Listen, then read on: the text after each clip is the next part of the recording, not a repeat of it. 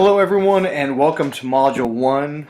In this module we'll be looking at the role or the sociology of a highly identified sports fan. Within this we're going to learn a few of the insights and behaviors, and hopefully with this let me start over.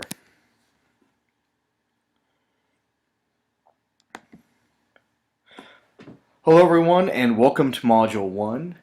This module will be looking at the sociology and the behaviors of highly identified sports fans. It's important to understand this persona of the highly identified fan, and really what you should be getting out of this is this differentiation between a spectator and a fan. And where this will come into play is when we talk about sponsorships and when we talk about advertising and partnership. You'll want to sort of focus or hone in on this idea of how the highly identified fan fits into this overall model. Again, in public relations and advertising, it's all about insights and targeting a group of people, and with this you'll be able to have a new audience or segmentation of an audience to speak to. As I said, one of the things that we want to do as part of the advertising, public relation, and communication process is number one is understanding insights and behaviors. So this module will give you some of the overview of how someone becomes a highly identified fan, and then what are some of the predictive behaviors of it. And hopefully through this you'll understand an empathy and a user centricity about the fan. So understanding what that fan base is and who they are will help you as you're trying to craft messages to appeal to them. And then lastly, it'll be up to you to provide some of that deep analysis and apply what we've learned on the theory side throughout the readings and this lecture to how we can actually provide this into a commercial or structured communication event. It's important to acknowledge that fans cannot be reduced to a basic demographic and a psychographic. In advertising and public relations, you've probably heard these terms of demographics and psychographics. Demographics obviously appealing to, for things you can see: gender, age, income. Psychographics are much more broad in the sense that they focus on someone's religion or political views or things that aren't necessarily observable to the naked eye. And fan identification follows sort of both. You can see a highly identified fan in the stand, usually the people with the body paint and the jerseys and the emotional ties to the game. However, there is a psychographic about them that's important to understand. So, I'll be using this term highly identified fan pretty interchangeably with this concept of fan identification. So, what do we mean by fan identification? Well, first off, it's the orientation of the self in regards to other objects. So what does that mean? Well, a highly identified fan, you don't just stand in sort of on an island or a silo by yourself. You become an identified fan in relation to the other people around you.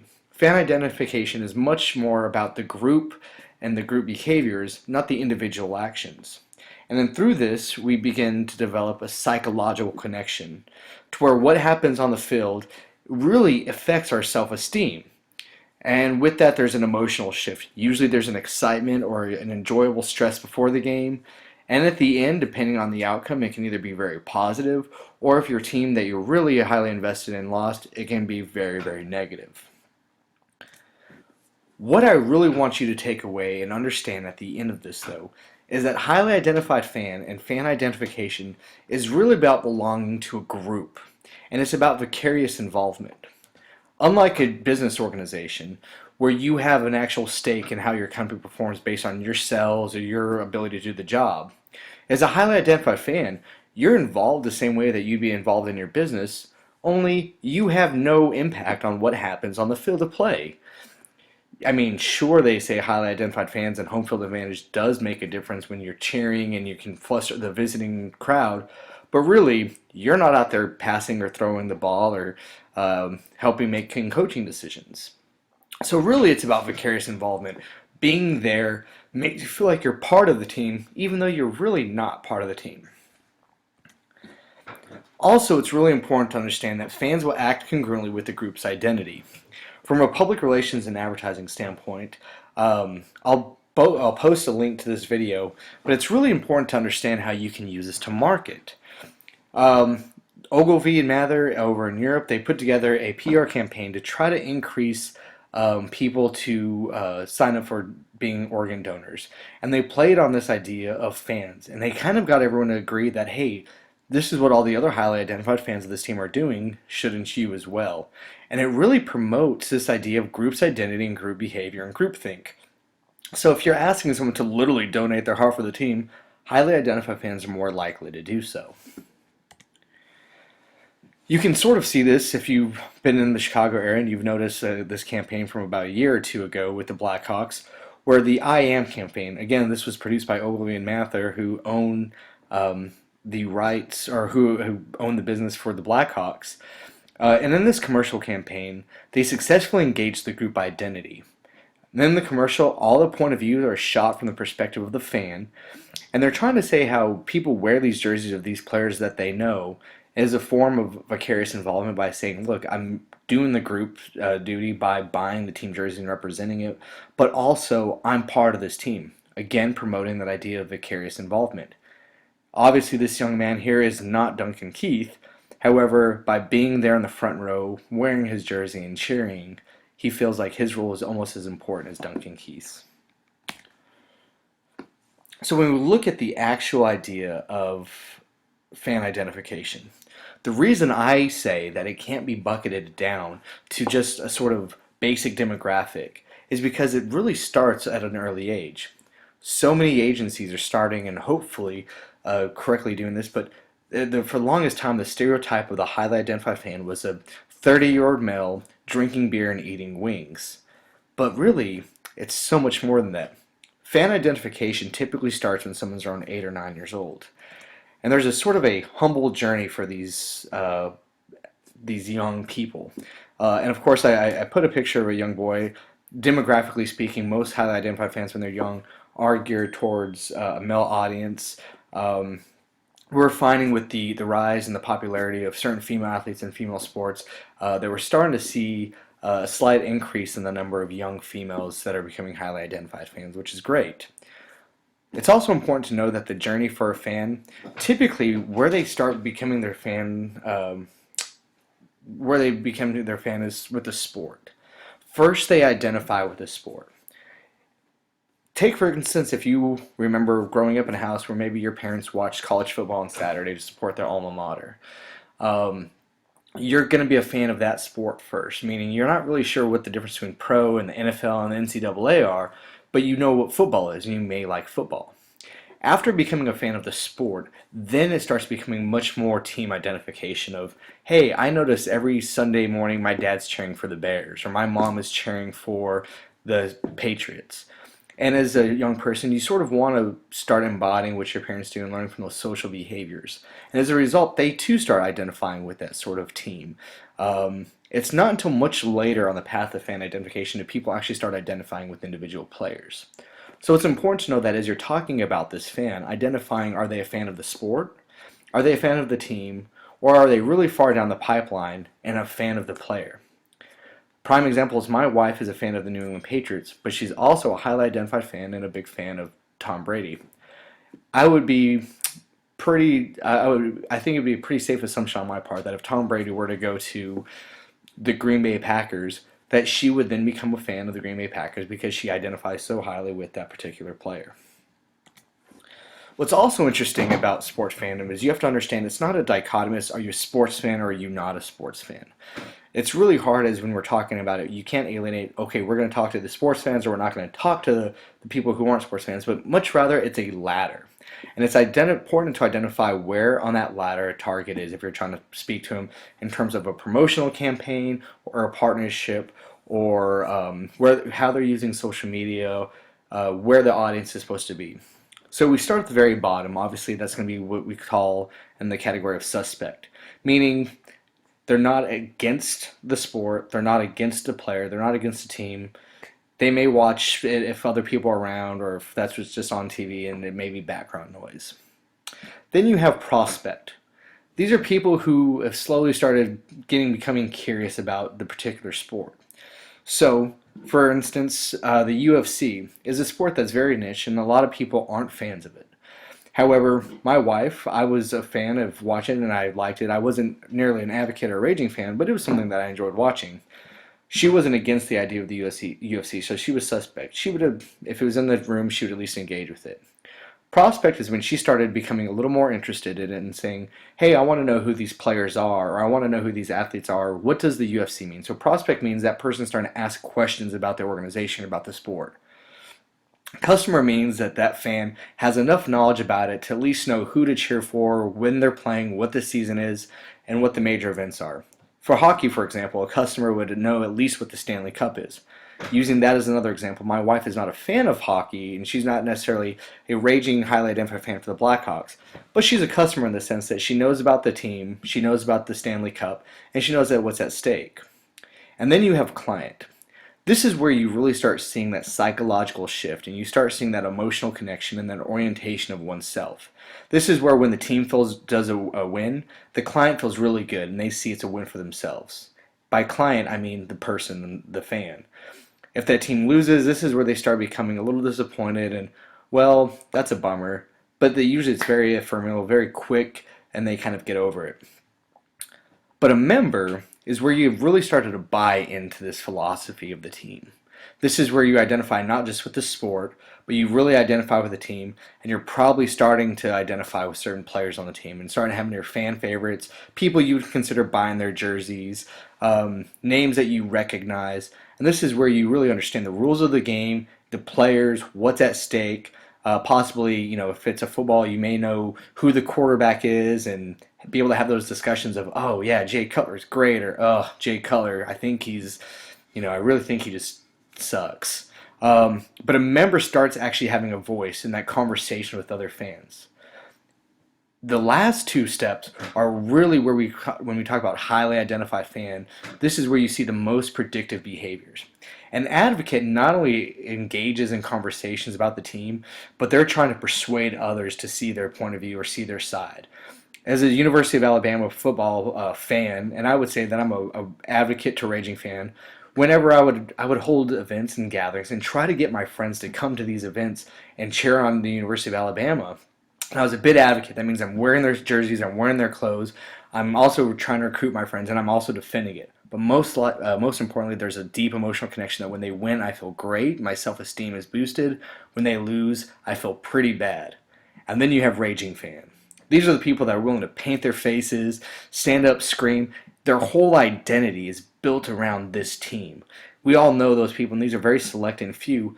These are the people that they wear the clothes every day. Their cubicle or their lockers full of nothing but this team paraphernalia. They live and die by the team. This is like that one slide you saw. These are the people that put God first, the team second, and then family, and then work. So it's important to understand that, again, this isn't a dichotomous relationship. There are certain degrees of being a fan. What's interesting is 70% of the adult population, approximately 169 million people, claim to be a sports fan. I would say it's probably likely that these aren't raging fans because you don't see 70% of the people in any stadium with face paint and really willing to spend $1,000 to go to a game. I would say most of these people, when looking at that ladder, are probably referring to themselves as more of a member or an advocate. It's also important to understand from a consumption standpoint, and where you can use this for your insights, is that people who claim to be sports fans spend about 7.7 hours a week consuming content. That means live games, but also reading ancillary content such as sports news, ESPN.com, television, the daily newspaper, or any press releases put out by that team. For you digital and social media folks out there, it's really important. We're going to talk about this in the digital section in Module 4 and Module 5, but 45% of these fans are using a second screen during the game, meaning that they're watching the game on television. They really want to watch and be involved in that live event. However, they're also using a telephone or mobile device to possibly talk to other fans or find out, see what other fans are saying, or sometimes possibly follow a different set of stats. And lastly, when we talk about fan identity, it's really important to understand this differentiation. I mentioned 45% were using a second screen during the game, but highly identified fans drop down to only 6% are still using mobile or second screen devices after the game. That shows that they're using these tools really in conjunction with the sporting event itself, and not necessarily as a means to spread, or advocate, or hide after the game. During the game, when we talk about predictable behaviors, you need to understand that fans and highly identified fans are highly involved, they're emotional, and they're expressive.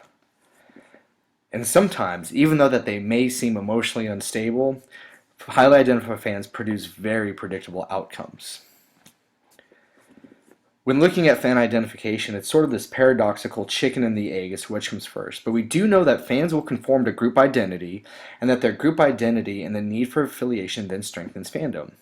So, highly identified fans want to feel like they're part of the group. So they'll look around. What are the people wearing? What are they eating? What do they drink? Who are they talking about? What's important? What do we want for our draft? What do you not want for our draft? The more and more they engage in this more in group behavior, the more and more invested they are in the team and strengthen their fans. So again, it's this very paradoxical chicken and the egg relationship. But as I previously mentioned, highly identified fans produce very predictable outcomes. Some of these are, well, consumption. Highly identified fans are obviously going to consume more media and buy more merchandise. Um, Also, they're going to be more highly involved with their experiential offerings. So that means not only involved with the game, but they'll also be involved with its ancillary content. So let's say a sponsor, CDW, is a business-to-business sponsor for March Madness. They'll go and actually take a van where fans can go and watch the game in sort of the CDW sponsored van, go in there and look at the technology, and it's a great way for the brand to communicate what they do for the sport. The Castrol example, I'll actually give that to you in the next module when we talk about sponsorships. But highly identified fans are more likely to engage in these sort of extra offerings. And it's important to understand that brands and sponsors can use these sort of extra offerings to help their brands. Highly identified fans are also more likely to make donations after a win, of course. Experiments have been done where they've set up donation boxes outside of a stadium. With all things being equal, other than the result of the game, they found that fans were 30% more, or people were 30% more likely to make a donation after a win than after a loss. So you can tie this back to the mentality that highly identified fans, it is about self-esteem, it's about ego, and typically when you feel really good about something, you're much more charitable. So this provides a nice little anecdote of evidence that when your team wins, people's moods and willingness to help or to spend money or do something increase. And I think you'll see is in a larger view of the class, and especially particularly in modules 3 and modules 5, that highly identified fans, really sponsorship activation is really important and appealing to highly identified fans. Highly identified fans are much more knowledgeable about sponsors, and they're more likely to sense the goodwill or the abuse of a sponsor. And the important part is that they're knowledgeable about the sponsors. Highly identified fans know who's helping fund their team, helping fund the event, and as a result, they're generally more charitable and more giving towards those, and more willing to give it their business because they see it as a partnership agreement. And this can also work against you. Big example, I really don't like Auburn, the University of Auburn. They're a rival of the University of Alabama. Under Armour sponsors Auburn's team, and therefore I just can't not support or cheer for Under Armour, and I won't buy their products. Nike, on the other hand, sponsors the University of Alabama and their football. I'm more likely to wear Nike than Under Armour, and you can look in my sports closet and or my workout clothes, and you'll see that I pretty much behave by those rules. And lastly, what I want to talk to you guys about this concept of berging and corfing. Now, if we're talking about the Blackhawks, now's a good time to berg, depending if you've been really which game you're watching the Stanley Cup when you watch this video. What do we mean by berging? It's not just a funny word, but it's actually a nice behavioral term. We have two concepts with highly identified fans. The first is berging, meaning basking in reflected glory. The other is corfing, meaning cutting off reflected failure. When we look at both of these concepts, you'll see two nice little trends. When we bask in reflected glory, we're very proud of the team and we want to increase our associations with the team. And if you actually notice, highly identified fans, or most people, will use the term we after team victory. You'll say, oh man, did you watch the Blackhawks game? I can't believe we won that in overtime. And I always laugh, even though I do it as well, because it's like, what do you mean you did? What's this we won the game? I don't remember seeing any of you on the ice last night. We didn't win anything. But again, it goes back to that vicarious involvement that by being a fan, you feel like you're doing your part. On the other side of that, we have cutting off reflected failure. And with the cutting off reflected failure, that means you want to protect your self-esteem and your ego. If you're personally connected, and it's about a psychological connection and orientation with the ones with the team, that a loss on the field definitely impacts your ego because it feels like a loss to yourself. If you've been a really big sports fan and you've been really rooting for a team and they lose a big game, you pretty much want to hide. You don't want to go on social media. You don't want to talk to your fans because people are going to use that sort of haha your team lost mentality. And that's not just your team out there that lost. It feels like a personal loss because that vicarious involvement works both ways, for winning and for losing. So if we're talking about in the grander scheme of public relations and advertising, yes, winning is a good opportunity to increase a brand's affiliation with the team, especially if it's congruent. You want to make sure that your brands or the things that you're talking about are using that same we voice. Keep this concept in mind as we approach modules 3, 4, and 5. I think this will be an important tool that you'll see reflected and communicated throughout the rest of this course. In summary, there's 3 main effects of being a highly identified fan. 1, there's an increased self-esteem through group affiliation. That's largely where this vicarious involvement becomes so important. We like being with others that are like us. We feel good. That's why you have teams, social cliques, sororities, fraternities, and other external groups. It makes you feel good when you're part of a larger group. And that's one of the reasons that people are an antecedent or motivation for becoming a highly identified fan. Second, highly identified fans activate due to normative pressures. You know that old phrase, if all your friends jumped off a bridge, would you? Well, highly identified fans, if they thought it was going to help their team win to all jump off the bridge on the Chicago River, highly identified fans would do that. It's much like that we all have superstitions. I have a Blackhawks shirt that I can't wear anymore because every time I've worn it, the Blackhawks have lost. Therefore, my group and the people, my friends say, you can't wear that shirt, Mike. If you do, we're going to lose. So there's a normative pressure to follow group rules or listen to the group to help your team win. And I know it's silly, but we do this. And lastly, we want to increase sponsor recognition, satisfaction, knowledge, or even intention to purchase, even in the absence of liking. So in the larger scheme of how we can apply this concept of fan identification to brands and sponsorships and partnerships, it's important that, and you'll see this again in Module 3, that this insight or this psychographic about this targeted group of people can really influence a brand. So that is our discussion of highly identified fan, the sociology of fan. And you'll see that behaviors are really predicted by being a fan. Even if that means wearing a silly red jacket and a bow tie and smoking a cigar. Fans will do what it takes to be part of the group, to cheer their team, and to be an advocate for it. If you have any questions about this concept, please post these to the discussion board. Also, don't forget to take a look at Module 1's discussion on the highly identified fan. You'll notice a prompt will be there, and I want you guys to answer that prompt and engage with this discussion. I think this is something that's very fun and relevant that all of us who've either been a fan or know that highly identified fan. And let's take this to a deeper level and apply what we've learned in this the readings and in the lecture to answer this question. You'll notice that this lecture does not just reflect the readings exactly, that I've presented to you multiple points of attachment. So do make sure you take a look at those readings to get a further insight. This video, of course, is just a very brief overview. But there's a lot of great stuff in those readings, so make sure you take a look at those before you take the quiz and before you start doing the discussion. All right, that wraps up Module 1.